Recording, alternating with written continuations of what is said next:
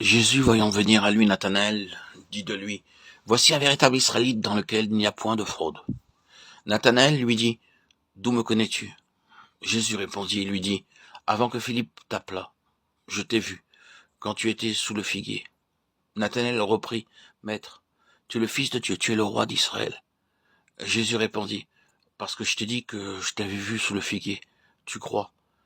Tu verras de plus grandes choses que celles-ci. » Et il ajouta, « en vérité, je vous le déclare. Vous verrez le ciel ouvert et les anges de Dieu montant et descendant sur le Fils de l'homme. » Jean 1, 47, 51. Nous nous approchons ici de l'école de Christ.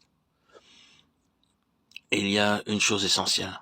Avant que nous puissions arriver au seuil même de cette école, c'est ce qui est marqué par ces paroles. « Voici un véritable Israélite, dans lequel il n'y a point de fraude. » Cela, placé à côté des paroles finales, les anges de Dieu montant et descendant sur le Fils de l'homme, nous donne une image entière de la pensée spirituelle qui y est enfermée.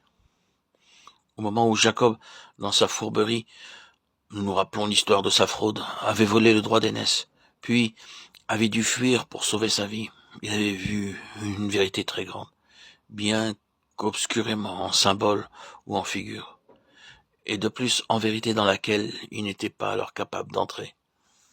À ce moment-là, Jacob ne pouvait pas entrer dans la signification de ce qu'il avait vu, c'est-à-dire de la maison de Dieu, Bethel, ce lieu où se rencontrent les cieux et la terre, où se rencontrent Dieu et l'homme, où la gloire unit les cieux à la terre, Dieu à l'homme, ce lieu où se trouve le grand lien, où Dieu parle et se fait connaître, où sont révélés les desseins de Dieu.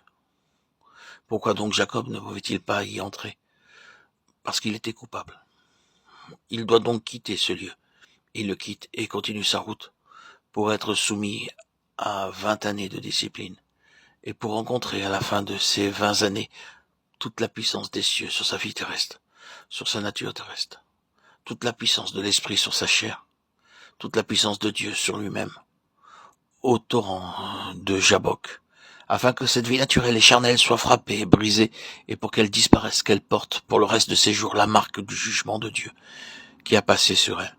Et alors, le Jacob étant jugé, le Jacob étant frappé, blessé, brisé, il pourra revenir et répandre son offrande à Bethel et y demeurer.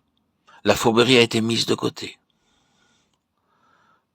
Il n'est plus Jacob désormais, mais Israël,